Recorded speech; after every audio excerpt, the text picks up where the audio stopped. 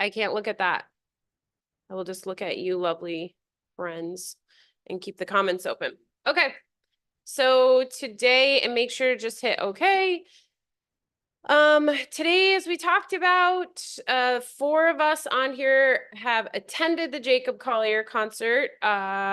We did drop one person, but another person has watched some of the videos and has looked further into them. But today really wanted to be an opportunity for us to just talk about the strong mirrors of remembrance in our life, those individuals that we've really been able to see the mirror of Christ. I mean, that's really what it is. And sometimes we see the mirror of the ego in people, but today we really want to focus on that mirror of spirit. And it just so happens that most recent, at least for me, Jacob Collier has been the most beautiful representation of that.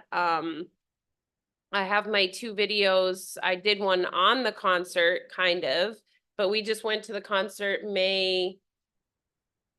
Kay, do you remember the date we went? Oh, you're muted.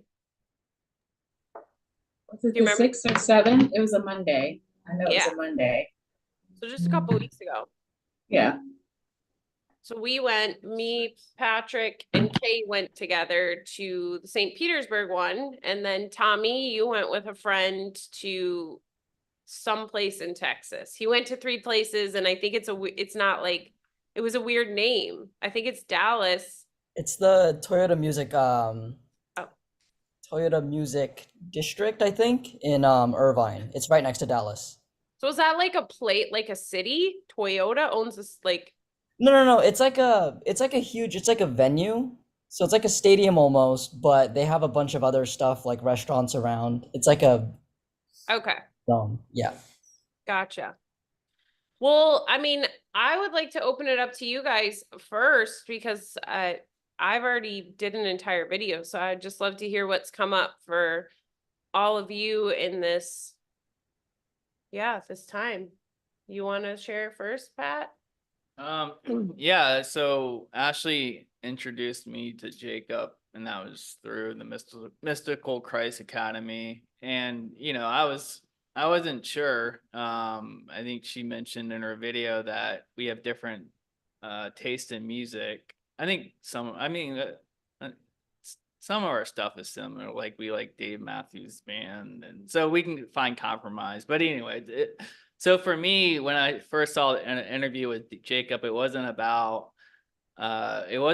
really about the music. Like I had a connection with him right away. So like I was like, actually, I had heard like 10-second snippets of his music, and like for me, I didn't even want to hear his music before even going to the show because I wanted to be more of a surprise. So like Ashley, we were talking and we were like, oh, we should listen to a Jacob song. I was like, well, no, I kind of want to just save it because I just wanted it to be like an unique experience. And I knew like there was going to be something bigger than, for me, that it wasn't going to be about the music for me, essentially. I just had that like feeling it was like it's going to be a bigger experience. So that's what it ended up being. It was like this huge mystical experience and it was just a connection that he was able to like bring out and pretty much everyone that was there.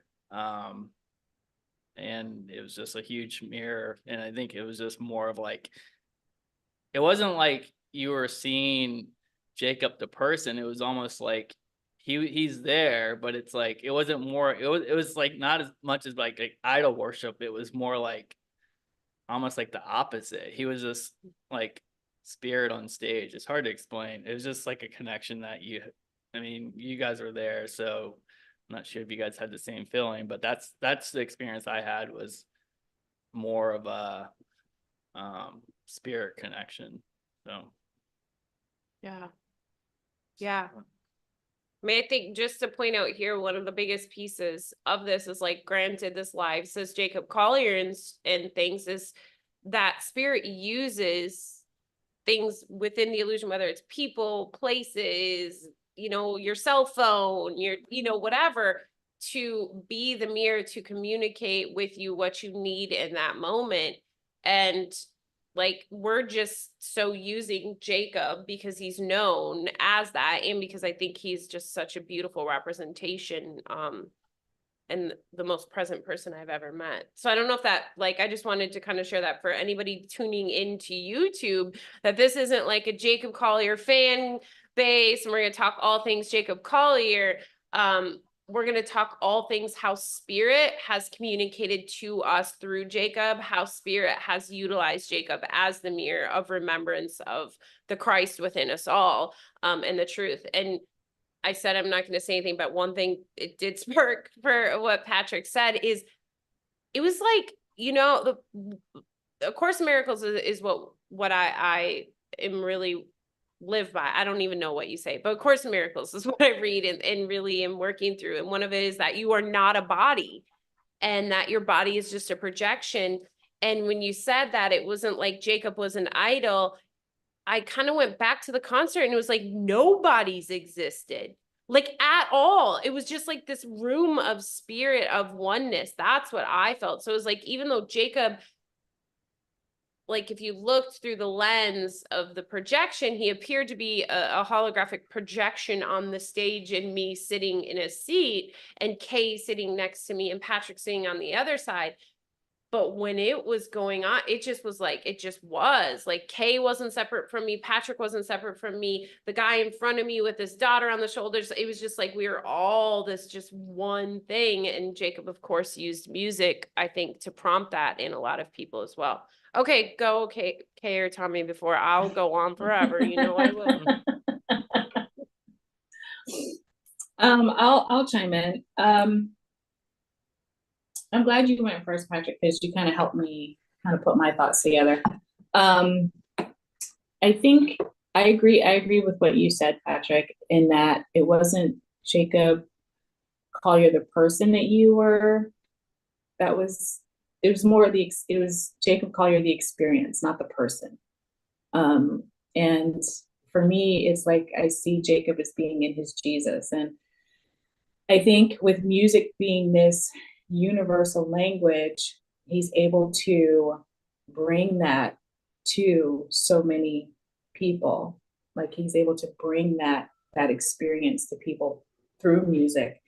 And it's not, for me, it's not his music that his music is great.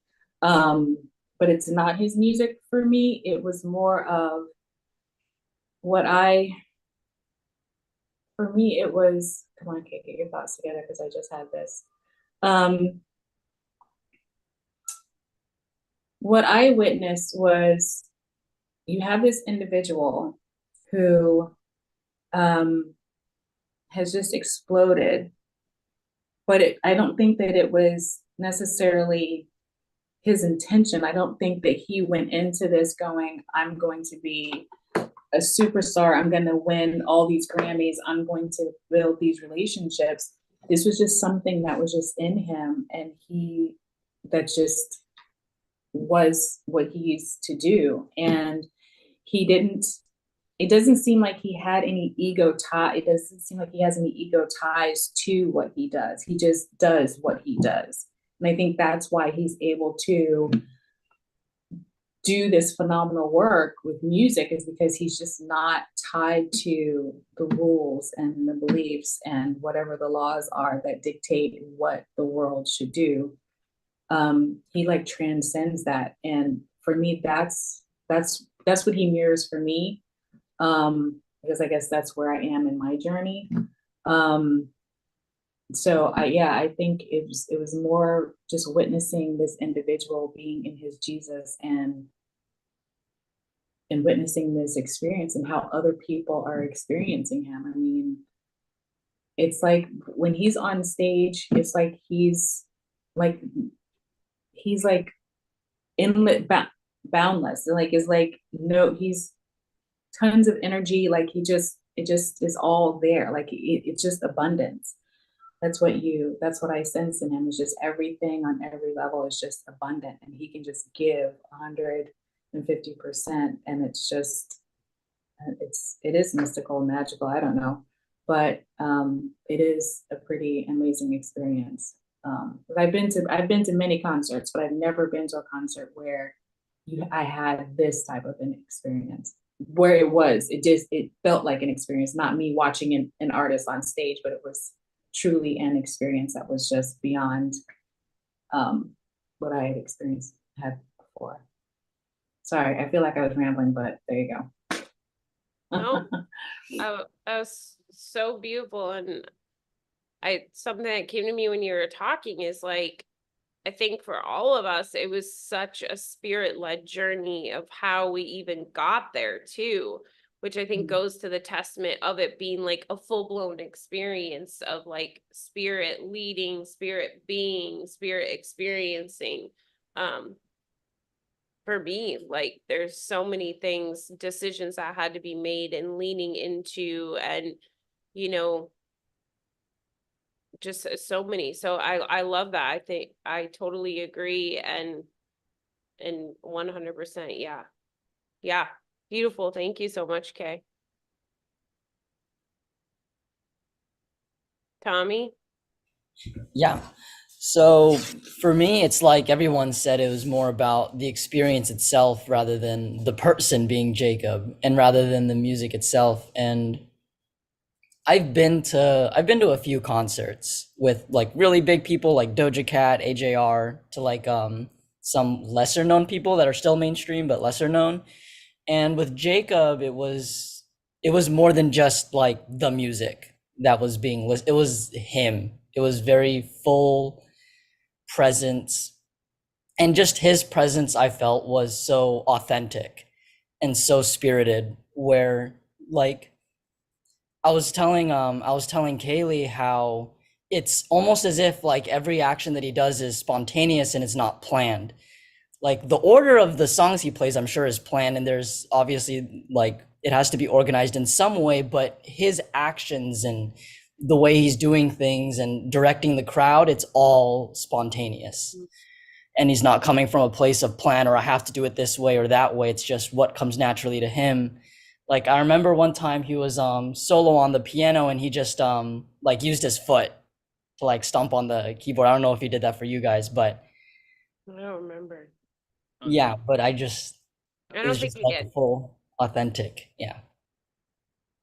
Well, yeah, the spontaneity. I love that you brought that up, because it was like randomly he'd be singing a song and put St. Pete in there, or like some other random word, and people would laugh because they would expect something, right? They would expect the song that they've heard on his records, and he didn't.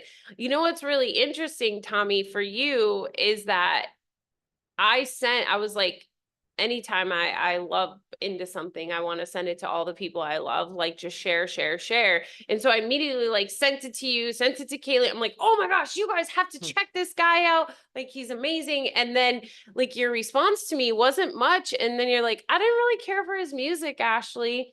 I'm like, but it's not the music. And like, then you guys kept watching, because you didn't watch a lot of it at the beginning. And then you were like, oh, and then all of a sudden you're like, we bought tickets to the concert. But I think it's like, it's so not the music. And even there's a couple songs of his I listen to over and over again. And it has nothing to do with the song, and everything to do with the way it moves me. And like the real like movement behind it. Cause like one is Witness Me, and then the Bridges Over Troubled Water. He did the Bridges Over Troubled Water solo on that like weird machine thing he has, and it was like blue, and it was like, that's when everything disappeared for me. That's when it was just like nothingness and everything is all at once, if that's even a statement. So like those like bring me back to that remembrance. So we've shared about like our experiences of Jacob and being there, but I'm curious, I know for me, there's been like some major after effects, some major shifts in my own way of viewing the world and my own way of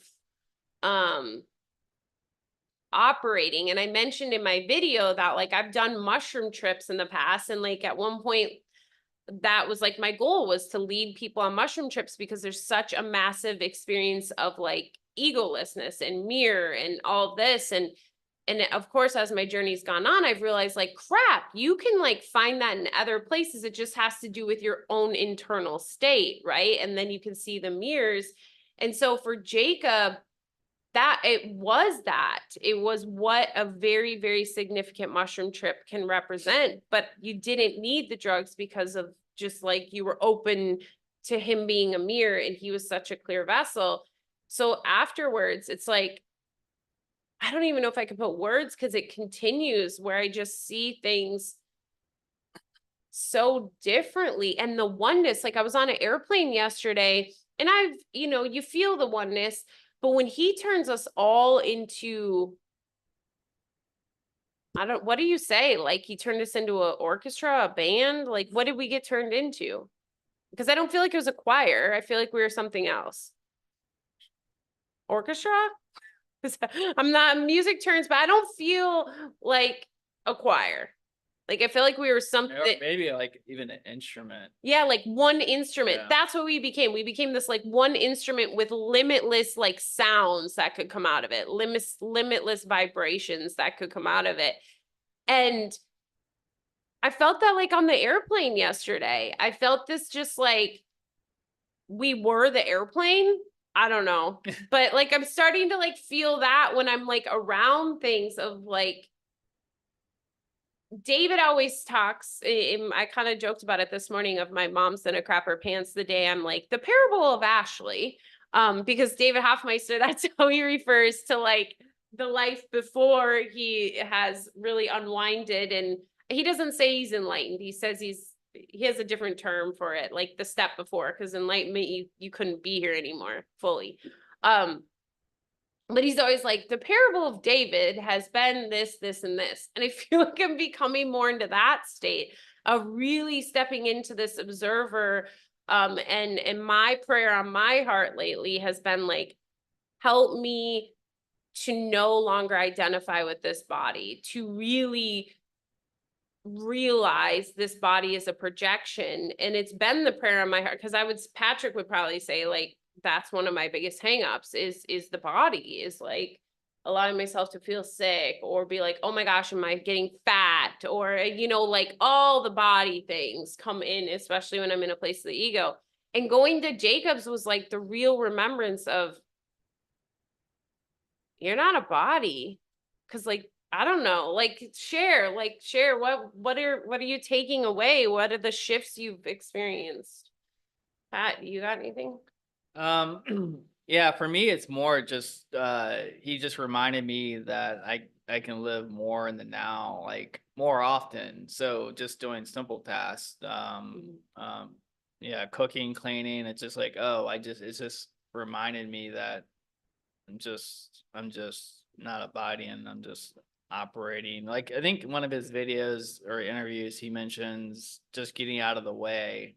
Mm, yeah. So like I'm not sure exactly what the words he used, but basically, I don't think he used the word spirit, but to let spirit flow through. So like his biggest thing, I think he's practiced his whole life, was basically getting just getting out of the way, so like your true self can come through.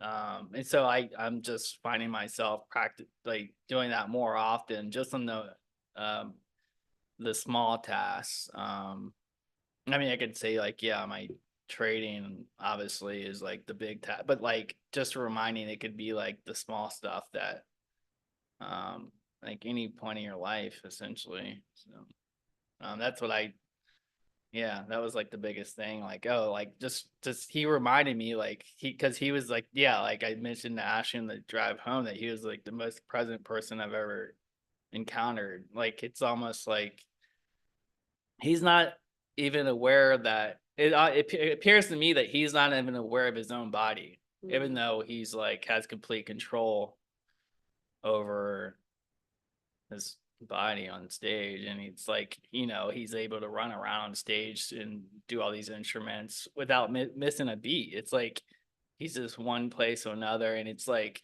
and then he's like turning behind him, you know, communicating with the drummer, and just with his whole band. It's just like flawless almost, and I think that's just because he's just removed himself and let his true self shine through. I just like envision when you said that, because he does move so seamlessly through all these random ass things that most people wouldn't move. You would feel the resistance. So what I picture in my head is what I always talk about, like, he's literally watching this movie with Jesus. They're like eating popcorn and he is having a hell of a time, because you felt there was no resistance. There was none of, I think that was a big piece. There was none of this throughout the show. And even in the audience, I felt like people were just different, so different. And I think his band members, I could tell, like, I mean, I'm just making a judgment. Like, I don't know exactly how they are in real life, but I can tell, like, he definitely uplifts. I feel like he uplifts his band members to have them be in the present moment all the time too. I mean, maybe they're like that too. Like, I don't know, but that's the feeling I got, was like he was able to let them ride, you know, his coattails essentially, and he just brought everyone up to his level throughout the performance. So it's like watching The Chosen with Jesus and his what are those people called that go with him? Disciples, followers, I don't know, whatever. His friends, his close friends, the inner circle. But it's like that, how like Mary, she comes back from going on that bender and stuff, and she's like all sad and apologizing to Jesus, and he just looks at her and what'd she say? You saved me, or you redeemed me. And he looks at her and laughs and goes, oh, not such a great redemption, I guess. Like makes this joke out of it and just sees her for who she is. And yeah, okay. But Kay says it perfectly. Say what you say. It's like say it like Jacob's in his Jesus, you're in your Jacob. Is that right? Yeah, I say he's in his Jesus. Oh man, there's that experiencing him. I don't even know if I can really capture like the impact that that experience had on me. Because it just feels like it came from so many different. It just seemed like it just came from so many different places, or came to so many different places. Yeah, I don't even know if I can articulate. I think maybe the biggest thing is just his presence, his way. I guess it's not even his, like he embodies spirit. Just witnessing him being in spirit. I think what it helped me to do was just kind of peel back some of my own layers, because I was just so inspired by what I experienced, and that longing that I have to, I mean, my word for the year is defenselessness. And I think that experiencing him was part of that. It's just been part of that journey. It was part of that journey for me. And because I've always seen myself as being like this bird in a cage, but the bars on the cage are like dissolving, but I still feel like I'm trapped in the cage, even though I'm really not trapped in the cage. And so witnessing him, I just feel like that's just part of me breaking out of this cage that really isn't a cage. Like it's definitely the thought system and all of that that creates the perception that I'm in this cage. And so just seeing him just so expansive, I think it's helped me to be in a place where I can be expansive. I don't know.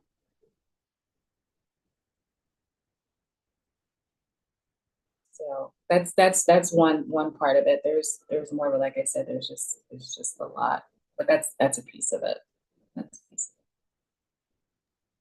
of Well, I think you did a beautiful job explaining that in the visual. You know me, I'm a visual girl. So now I'm just gonna picture Kay in a bird cage dissolving like cages. I think it. it's a testament to what's really occurred here is like you're struggling to articulate because what occurred there and what is continuing to occur in all of us is a deep remembrance that isn't of this world. So it's like sometimes it's like frustrating to not be able to explain it, but it's a reminder that like that's like you're trying to do the impossible, and that's the insanity of this world. Like that's truly looking upon this world, looking upon the projection of this body and the attempt to utilize this body is complete insanity. And that reminds me of the insanity is like, why do we feel like we need to explain this so much when it's not even of this world? I don't know. Tommy, what you thinking? Thank you, Kay. I really liked what Kay said about the bird cage and the is a great visualization. And I think it's definitely like with Jacob, he doesn't hold back. And like same thing like Jesus, he didn't hold back. Like they don't have any of those barriers, no matter how scary or no matter how fearful they are. Like even Jesus, he knew the things that were going to happen to him, yet that's what I always try to remember. He knew that he was going to die on the cross and what he was going to suffer, yet he just went ahead anyway, without fear, with fear, but with faith, if that makes sense. So going into things with faith that it is for you, and it is for that when things come out of spirit that way, it's so beautiful and it's so joyful. And I really felt that with Jacob. Is that joy? So how, like, do you think, Tommy, that's shifted where you're at? Like, because you guys just went not even a week ago. Was it just Monday? Like Just Monday. Yeah. So what would you say, like, you're a trader? Well, you're on a random vacation right now. Yeah. And P.S. trader, when I say trader, it's not like Tommy's a trader. Like he's Yeah. how would you even explain? Like he trades in the stock market, trader. TOR or whatever. I don't know how to spell. Like, don't do it. Trader. My viewers don't spell. They don't spell. No, I'm just kidding. So anyway, Yeah. how do you think that's impacted like your actions and what you've been doing for the last 6 days? Yeah, no, I've had this thing that I say a few times. And it's always, what do you want to do right now? Go. And usually that first thing that comes up, I say it's out of spirit. And usually when you say that, immediately things start coming in, like fears and, oh, but this, but that, but I can't do this. And it's really about leaning into that. What do you want to do? Go. And then getting curious around that statement and then your answer to it and saying, why do I want to do this thing? Right? Is it just spirit talking to me? Is it because I believe it's the right thing? Is it because it's fun and I just want to do it? And really leaning into that. And I guess that's why we're in Austin right now. Because and really as a trader, even, I mentioned to you, I don't know how long ago it was, but trying to lean into spirit while trading and going based off intuition there rather than everything that you're taught as a trader, which is like your risk management, your like getting into trades, your system of the different tools that you use, and just really leaning into that intuition, and not about it being about making the trade or the outcome of the trade, but just doing it. And then wherever that leads is wherever it leads. It doesn't necessarily have to even do with anything about trading. It could just be that outcome of the trade led you somewhere else in your life that's not even has anything to do with trading. Yeah. Oh, I love that. I love that. Because I think that's a big adventure I'm on right now is, you know, we say it's not about the outcome, it's about the journey. But I have found how much we think we're focused on the journey still, but we're still focused on an outcome, right? So I think oftentimes our mind is like the journey, the end game for like you with trading would be like to make, you know, 6 figures a year or whatever. So then like in the moment, you don't like, you see that as like, if you focus on that, then it's not about the journey. So then if like all of a sudden today you lose and or you win or whatever, and you focus on that, you think, oh, well, I'm still focusing on the journey because the outcome is this. But literally it's like every freaking second, no matter how small, like anything outside of this very second, like if I think about what I just said 1 second ago, you know, is not in the journey. That is the outcome. That is or the past. I mean, you know, the past or the future. So for me, that's really been a big thing too, is like, I feel called to do this, say, you know, turn left on a street and or fly to Minnesota, right? Like, let's just say that, fly to Minnesota, and you think the end game is to get to Minnesota. But let's say I'm deterred to Washington. I don't know, you guys, like, I'm not good with geography, so these might not even make sense. But let's say I'm deterred to Washington, and I'm like, but I'm supposed to go to Minnesota. Spirit told me to go to Minnesota. So then I sit here and I grind and try to find a flight from Washington to Minnesota. And but there's like this Tampa, this flight back to Tampa that's so simple, and it like is right there, and I can leave and it's free or whatever. But I'm so determined that the journey was to get me to Minnesota, when in fact it was just to get my ass on that damn plane to sit next to Susie and have a holy encounter, and then to turn right back around and get back to Tampa. You know what I mean? So it's like, I don't know, like that's something that I can't explain, like to get in a conversation, but mind blown. Yeah. Do you remember when I messaged you when I was in Detroit? So I was coming from Korea. This was back in August. Oh, okay. Yes, And you got laid over. It was like a yeah, whole huge mess, and then we had to move our call. right. I got laid over in Detroit, and then my flight was canceled because of thunderstorms. And I was in Detroit for the entire day. And the last flight left at like 10 p.m. And then on that flight, or not on the flight, but when I was at the gate for the final flight, my old animal cognition professor was sitting like right to diagonally to me, and we had a conversation. So that was kind of like, I call it like a spirit's wink. Mm-hmm. Where even I wasn't in that mindset at the time, but that was for me a big Easter egg, where it was like, it's not about getting back home. It's maybe this wholesome interaction Yes. could be applied anywhere. Yeah. Oh, I love that. My whole trip back home to Minnesota, and maybe like thinking of it now, which it doesn't matter, but I'm just going to share like this Jacob Collier concert, and really prepared me for this trip. Like my trip, I did a lot of praying for it to be a fully spirit-led holy encounter trip.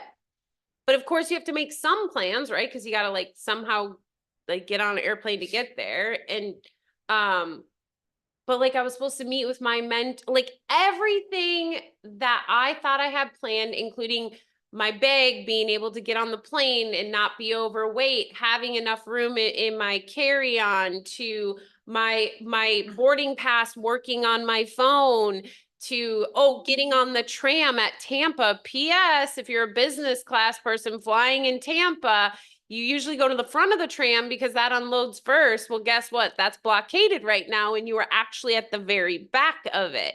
So literally though, like I couldn't even make this crap up. Like anything that I thought wasn't really a plan, but just thought needed to like happen, right? Like my boarding pass, work on my phone. Why would I need to print one? It's going to work on my phone. Spirit's like, you wanted a spirit-led, spontaneous, holy encounters? That's exactly what you're getting. And like my entire trip, I don't like, no, not one thing that I envisioned went remotely close to what I envisioned. Probably the closest would be the overnight with the girls because I got us a hotel room. So we literally slept in the hotel, but it didn't look the way I thought it would. But we still slept in the hotel. But it's that of just like full surrender of being in that moment, because who knows how intricately woven, Tommy, that moment you had with that professor impacted like all of these things. That's definitely a concept that I struggle to, I don't think it can be intellectualized. Like the second I start to try to intellectualize that concept is when like I get that down, shut down. You even mentioned before the trip that, yeah, you thought there would be something I got the sense that you knew that things weren't going to go as smoothly as you thought they would. Even though I don't know if you actually said it that way, but I got the sense that like you knew like it wasn't going to be a smooth trip. And the trip prior was the exact opposite. You had all these holy encounters. Oh, wait. What? The trip, we say holy encounters. No, these were holy encounters. These were like the optimal. Well, what in the ego, like positive. It went positively, very positively. The previous trip back to Minnesota, and this one like was more just hurdles or struggles. Yes, 100%. Yeah. Yeah, and I think we kind of talked about that beforehand, like holy encounters. And I think that's where, like, even if we wrap this into like the Jacob concert, he, like you said, is so spontaneous. So he allows for those moments of miracles and holy encounters to come forward, whatever they look like. Like, say, I don't know if an instrument didn't work at your concert, Tommy. It wasn't Jacob's instrument, but it was the woman that opened for him. And she just handled it so like, I mean, I don't know, Kay, how did you I felt like I was in like her living room with her and she's like, oh, I got like hair gel on me. This might not work. Yeah, she was just really chill, really cool about everything. You know, she just kind of rolled with whatever was happening. She just, you know, she didn't stress out about it. I'm sure she was probably stressed, but she didn't come across that way. She didn't, to me. What if she wasn't? I mean, I'm just like, maybe she wasn't. I don't know. Maybe she wasn't. She didn't seem to be. She didn't seem to. I mean, I'm sure there was some frustration that things weren't working, because I mean, it was just one thing after the other. It was. It really was. Yeah, so she was really being challenged. Only like day. I just like when she was like I think the guitar is out of tune, and then she was like, all right, we're gonna play a different song, and then but the audience immediately were like cheering and like, you know, they were like supporting her. They weren't like, you know, like everyone there was like already like in spirit, and they were just like all about like whatever. They were like ready for whatever that was like good or bad or like not optimal or planned was gonna happen. So right. And it was like a different kind of prepared, because you know it just popped in my head when Patrick said that, like the spontaneity was it Ozzy Osbourne who bit the head of a bat off at like a concert? So not like that type of spontaneity. To me, that's like spontaneity from getting a rouse out of people, trying to get a reaction. This spontaneity feels like it's not spontaneity, if that makes sense. I don't know if you felt that way too, Kay. It's like it was exciting and spontaneous, but it didn't feel like some spontaneity where it feels like it was like a shock or something. Yeah, like it wasn't a planned it wasn't like, I think the Ozzy thing was like, all right, I'm gonna bite the head off and like try to get her- Controversy. maybe, I don't know, I didn't hear about it, but like to get her aroused and make it seem like, you know, like it was or whatever, just to try to get a rouse out of the crowd. But I don't know. Yeah. But I'm not familiar with that. Yeah. I don't know. But I don't know exactly how we flipped onto that, but essentially that's what my trip looked like. And I think, oh, the Holy Encounters. Ah, that's where I was going. So I was having a conversation with Patrick like last week, and someone who like is on the outside looking in, and we're talking about Holy Encounters. I feel like it could be easily misrepresented as these like super beautiful, like, oh, a holy encounter. It's amazing. Mm. And to me, like the real true holy encounters are the ones that like wouldn't be as favorable to the ego, right? Wouldn't feel the greatest because what is it? The holiest place on earth is where an ancient hatred is now turned to love. To me, that is like the ultimate holy encounter. And yeah, they're both sides because we live duality. But I think often when people hear miracles or holy encounter, things like that, they think it has to be this miraculous, beautiful, Sure. blah, blah, blah. When in fact, it could be like the biggest shitstorm ever.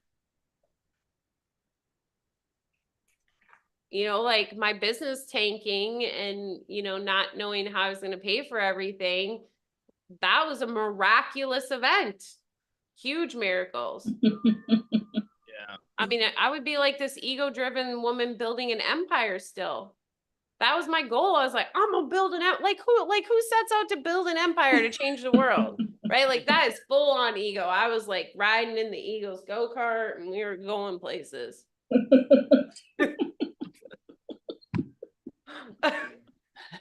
Throwing bananas out like on Super Mario. The people I know. This is, you guys, this is what goes on in my brain. These pictures. Okay. Ashley. Like this is live on YouTube. It feels like I'm just sitting with some friends, but everybody's gonna see this. Tommy, what do you got anything? Does Kaylee want to hop on or if she wants to, she can. No, she does not at the moment. Okay. But yeah, Hi, I Kaylee. huh? Wait, sorry. I said, hi, Kaylee. She says hi. She's waving. Okay, good. Yes. Yeah, no, I really resonated with the it could look like a shitstorm. Yeah. Because I feel like arguably most of the time it does look like a shitstorm if you're looking from the outside in. Yeah. And it's like what I picture in my head is, you know, that meme where the dog is at the kitchen table with like a cup of coffee and there's like flames all around him and he just says like this is fine. Yeah. Yeah. Have Like you that's seen like I can send it to you Okay. after. Yeah, that's like what goes through my head, but it's actually fine. Mm, And they're like fake flames, like illusionary flames, Right. because that's the only type of flame there is. right? Right. What do you think? Hmm? What do you think? About Anything. the meme? Anything. Anything. um, Nothing. I don't know what we diverted so far off path that I'm not Oh, sure. we're still about like spontaneity and holy encounters and I think like you mentioned when your business was falling apart, but I feel like those times where nothing is going well at all. I feel like those are the times that brings me the most into the present or forces you into the present moment because that's all you can focus on. Because if you focus past trying to plan for the next day, it's too overwhelming because your mind can't handle it. So you're just forced to think, and it's like a survival, I guess. You're in survival mode. And then in that moment, you can kind of see then that's like where you want to be optimally anyway. That you don't want to get there that way, but Mm. like if you can just naturally and like to Mhm. just get there every day when things aren't falling apart, that would be optimal, right? And then anyway, that's You guys, this is about, I have to share this because it's just popped on my mind with what you're saying, and this might way divert, but it, so I went, when I was a social worker, we had to go to training called like Bridges Out of Poverty, and it taught you about poverty mindset. So like if anybody's read the book Rich Dad Poor Dad, like I'm kind of going down that road. And they teach you, like in Rich Dad Poor Dad, to not live in a poverty mindset because it's too in the moment. What? You guys, we're like, I just bought my son that book yesterday. I was like, he could do some personal development and then we'll work on his spirit development. after they can. But literally, it teaches you, like, if you read Rich Dad Poor Dad, have any of you read it? I read it like a long time ago. Yeah. But Well, I don't remember. are you familiar with like the poverty mindset at all? So it's like people who grew up in poverty are very like, say you give them $1,000 today, like if they wanted to get their nails done or buy a new TV or go to a fancy dinner, they have it in the moment, even though rent is due tomorrow. Like this is like the whole concept of poverty mindset. So like, even though rent's due tomorrow, they may spend that $1,000 on what they want in the moment today. And then tomorrow their rent isn't paid. So like there's this huge push of like, that's bad. That's not like good money mindset. That's, but holy crap, you guys, that's exactly living in spirit. I mean, there's probably other ego layers in there, right? Of like exactly how the money is being spent and whatever, like it's not fully spirit, but the concept of people being taught in order to be rich, like that's where, first of all, where you want to be. And that's the positive mindset of like planning and investing and making your money work for you and thinking about the future and not just the present moment, but planning for, oh my gosh, I'm just having all these epiphanies. We're ruining the world. And I just bought my kid that book yesterday. Guilty as charged. He asked for it. Yeah. I'm just proud that he's like, wants to do personal development because we know that always leads to spirit development. I mean, like Tommy, think of us at the beginning of the journey, like very personal development, and what, 1 week later we shifted to spirit development. Yeah, no, it was a very radical shift. And I feel like those like 2 years for me, like before too, I was not into personal development at all. But then I did get into personal development. I did Rob's, like it was like a limitless 30 challenge. It was like a month that you just did a bunch of challenges. And Kaylee had Rob's program, so I'd tune into his lives and I'd listen to all his podcasts, and I got all these books like Think and Grow Rich. And It's like the same, like as Rich Dad Poor Dad in a way. right. And then I got into trading and I try to do this and find, like, I guess, fulfillment there in being the best that I can be, quote Right. unquote. Well, and this, okay, so people, if you're tuned in, we have not completely strayed off of Jacob, because now I'm going to bring this full circle back to Jacob, that Quincy Jones approaches him. I mean, Quincy Jones, come on, like if you want to set out to build an empire, that's the guy you want on your side, right? That's how you're going to build an empire. And Quincy Jones comes to Jacob and is like, hey, I want to manage you. And Jacob's like, hey, I want to be your friend.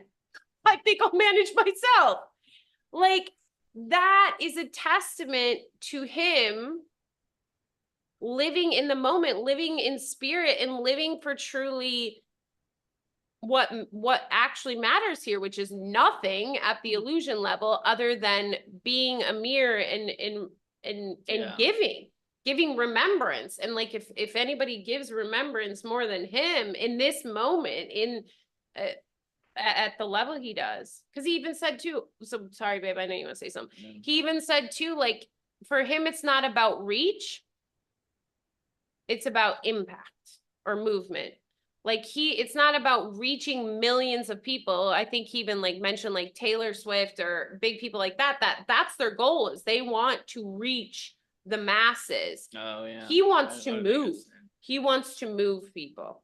He wants, I think the whole impact part, he mentioned It's not, he can reach millions of people, but it's pointless if he doesn't impact any, but the impact is more important than the reach. I can't exactly yeah, remember what That's in the he said. Cullen and Samir interview. Yeah. If anybody Yeah. watching wants to know for sure. So if he reaches 1 million people, it's pointless if not one person's. It's more important to impact one, or his, like impact one person as opposed to reaching 1 million people. I butchered it. But what I was gonna say prior was about the Quincy Jones piece. He didn't want to be managed to a long-term contract or any contract at first. He wanted to be friends, but then he also, I don't know, like when he was ready to do his gig, he was like, oh yeah, I don't know how to book a flight. So he was like, I think that's when he started to slowly start working, what I believe, with Quincy Jones or who other people that have experience. But he was like living more in the present moment than now. So it's like he had that balance of not, signing the long-term deal and trying to set every piece in place like 5 to 10 years out, but he was still able to become like to have impact on people without having to sign all these long-term contracts. And he was like, all right, the time is now. I'll reach out and have people help me do this or that. Like now he's touring around the world. So it's like he's like a good example of like how you can still achieve success in this illusion without planning your whole life, like trying to have all these goals. Ahead of time. So he still has the impact. Yeah. Well, and it goes to what you said, Kay. He's a representation of the complete flow of abundance. Anytime he needed something, he has the resources there, right? Like in the moment, he didn't feel like he needed Quincy Jones to get to the next level as far as what Quincy was offering, because he wasn't seeking to build this empire. But the moment he needed help to book a gig, he already had access, like a spirit had already provided him with the abundance he would need to have the impact he was seeking. Yeah. Instead of like, say someone very living in the ego, say me when I was building an empire, if Brene Brown would have came to me or any Brendan Burchard, Tony Robbins, anything like that would have came to me and said, hey, Ashley, I want you to be on my team. All I would have saw was dollar signs and Instagram followers. Like that's what it would have, I would have been like, yep. Even if I wouldn't have aligned fully with their message anymore, that's what I would have seen. Instead of today, Patrick and I have these discussions all the time when I see other people in the course who live it very fundamentally, like a fundamentalist, speaking at other people's events who are very manifest and not the fundamentals. I'm like, but they're speaking under this person, and so that's been the thing that like I've had to get through because I've swung to the other side. Okay, random off on tangents, but back to the abundance of Jacob. And how like he turned something down. I think that's a big fear when it comes to like planning and focused on the outcome, is that if someone comes to us and we turn them down, like we've sealed our fate. What are your guys' thoughts? We're coming close to an end. We'll wrap up, say, in 10 minutes if you guys are good with that. Just kind of have some final thoughts. I always like to say there's nothing you can do to close a door. Like all doors are always open. And it's not like just because you go through this one door, it closes the doors behind you or it opens new doors. There's all these doors and then they're all just open already. And it's never a choice that you make that will close a door that prevent something from happening, because everything just can come back equally in ways that you don't even know. I love that. I so love that, because I think a lot of the society operates on that. You can close every door. And I think people even like celebrate closing doors. right? Like divorce parties, celebration of a door closing. Just popped in my head. Okay, Kate, share what's going through your mind with all these random things. There's so many things that went through my mind. I think I think it comes down, well, I'll speak from what I'm currently experiencing, is that it's like, again, trying to put this stuff into words.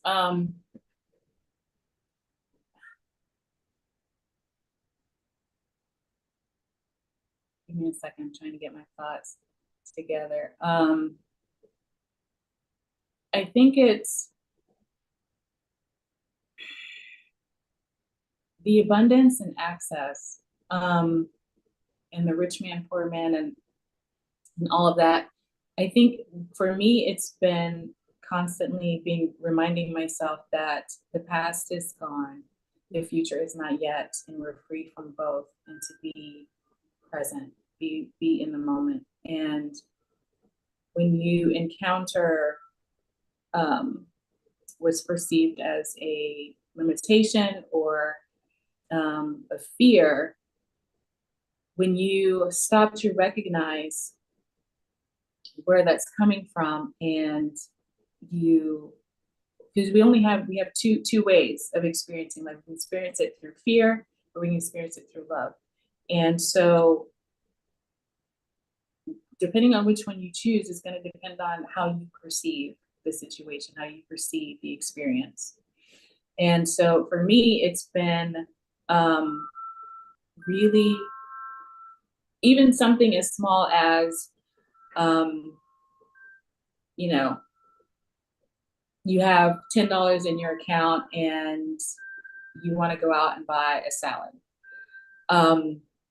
And the salad, I don't know, you go to Sam's and the salad's like $5. So that means you'll have $5 left in your account. So with ego, it could be, you know what?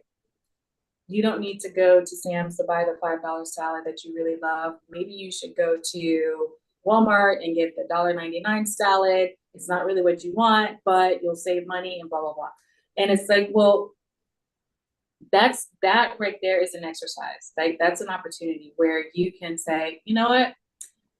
I realize I only have $10 in my account, but I really like the salad that I get from Sam's. And you know what? I'm going to go ahead, bypass that fear, forgive that fear, release that to Holy Spirit, and I'm going to get my $5 salad. And if I need those $5, they'll come back. Those $5 will come back around when I need them to come back around. I don't have to hoard, because that's that lack, that sense of lack, that I'm operating from fear. So it's like choosing in the moment, like you were saying with your trip. It's like, in those moments, do I choose to experience this from a place of fear, or do I choose to experience this from a place of love? Because that's going to dictate how it's going to dictate how, you know,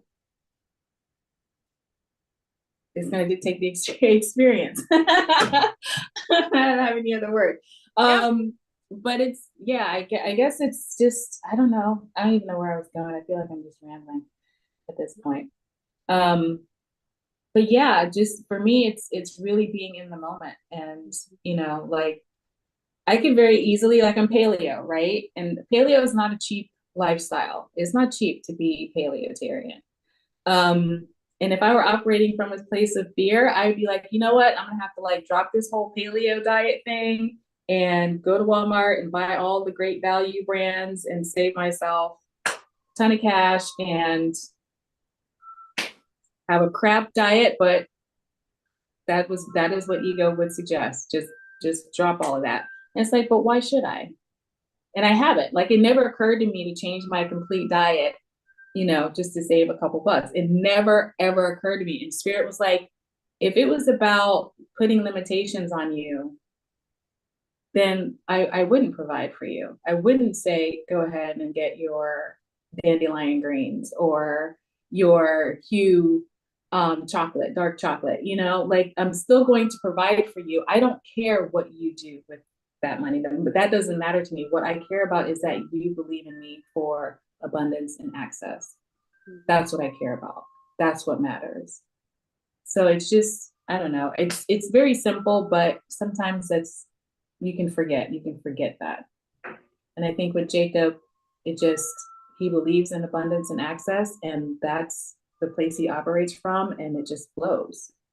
It just flows for him. Yeah.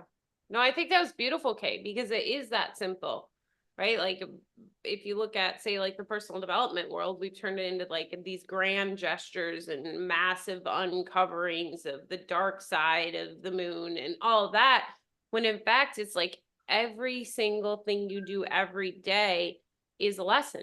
Like you said, is a lesson, an ability to practice the forgiveness, ability to lean in remember spirit in the moment. And to me, that's exactly what I hear that you are doing. So I think I'm so grateful that you brought that forward, because it's so easy to bypass those things, to bypass how important the smallest, because they're not small, right? In spirit, they're not small at all. There is no hierarchy. There is no, oh, this is more important than this. It's all equally the same. And that's what I love about like the ability to see through the spirit, is like, wow, forgiving of stubbing my toe can be just as important of forgiving of getting a leg cut off, right? Like that's a mind blower to me. So I appreciate that you shared that, and it's just so beautiful. But I think we're so shamed around that, like this society. I know when I was dead ass broke and I was still going to the coffee shop where like my family was, and getting a coffee every day, one coffee, I said to my friend Kelly, I said, no, I didn't say, I tried to like hide it from her. And then I randomly told her, I was like, oh yeah, I get a coffee, you know, and she's like, I don't freaking care. She's like, you love that. That is something you love to do. Go do it. Like, it doesn't matter what you spend your, like, I'm not judging you. And like, that was a moment of like, for me, it was a mirror, right? It was a mirror of like, oh crap. Why am I judging myself? She's not judging. So I don't know. That's beautiful. Anybody have any last minute, I guess, thoughts as we wrap up our discussion on the beautiful mirror that Jacob has been for us? So it's a similar theme. I think I was harping on her the whole time, was just like appreciating just the random stuff that occurs, as minute as it is. It always leads to another thing and then another thing, because everything's happening in the moment. And it's like, it's funny if you take the time to be like, oh, I just banged my leg against the table and it's like swelling up now. Which actually happened yesterday. That's why I brought it up. I was out I've of been town. I have been getting hurt a lot He has lately. been. Like, it's crazy. body's But taking over. yeah, and it's just like funny because as soon as I just turned a certain age, like that day I got hurt. I hurt two separate pieces of my body. I don't know why I'm going on this rant, but anyway, it's just funny.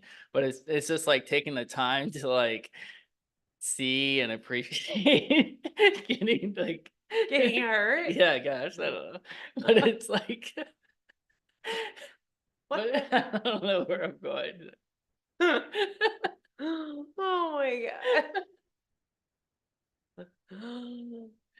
Oh my god. What? I can't. We haven't finished it up yet. Tommy, you got anything? I'll mute him for a minute.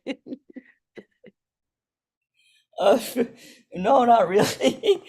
But I guess just again with the spontaneity, sometimes it comes back and the spontaneity comes back for you, and it comes back to you in where in how spirit provides. Like just for a quick example, the day of the concert, Kaylee and I went to a restaurant and they had complimentary valet, and prior to this, like a few like hours passed, but I went to Target and I just got a voice in my head that says get like $20 cash back and put it all in ones.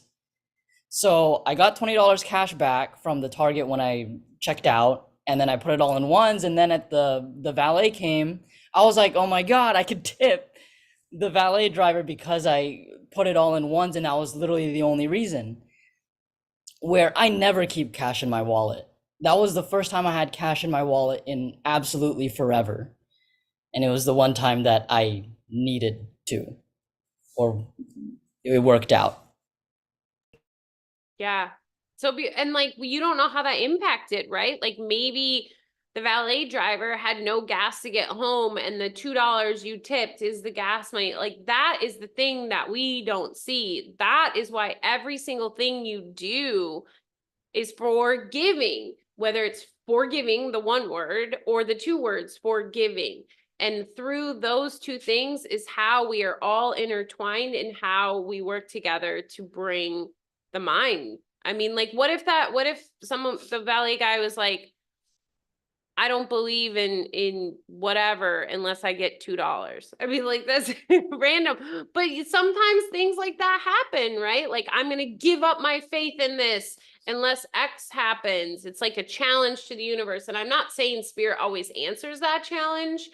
But I definitely think there is moments that are intertwined in all of our movies that have already been filmed, you know, the Easter eggs. Like Taylor Swift is huge into Easter eggs, right?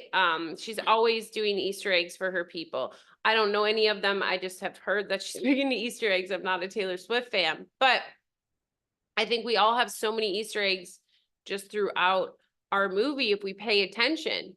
And I think I brought the Taylor Swift thing up because a lot of the fans are so into Easter eggs that Taylor Swift puts out, like they will spend hours searching them when they have that in their own life. If they just start looking at their own movie, there's so many Easter eggs for you of your own movie that is exciting and like helps to remember that you're not alone in this journey. So, oh, Kay, do you have any last final thoughts at all? No? Well, I am so appreciative of all of you and having this deep dive conversation. I'm sure this won't be the last of the conversations that include Jacob's mirror. But if you're tuning in, this is to anybody tuning in on YouTube. This was our live Big Miracle Energy discussion. That happens once a month on YouTube, and the second time or the first Sunday of the month is private on Zoom and only through the Patreon. So if you are interested, we would love for you to join us. Big Miracle Energy Patreon, Right-Minded Thinker. Yeah, we have fun time, and sometimes I guess Patrick can't control his laughing and has to step away, which is rare. He does laugh, but not like that. I think it's the I just realized Crack I gave him. I'm Yeah, just kidding. like I've been like hurt so many times that it's just like comical. I think that's where I just like lost it. Yeah. Just like, and maybe that's the whole point, was being hurt so I could have a good laugh. So that's my Easter egg. That's your Easter Yeah. egg. Now he's gonna be like, I'm hurt, so I can laugh. That's Yeah. much better. That's so much better. All right. Well, thank you everyone for tuning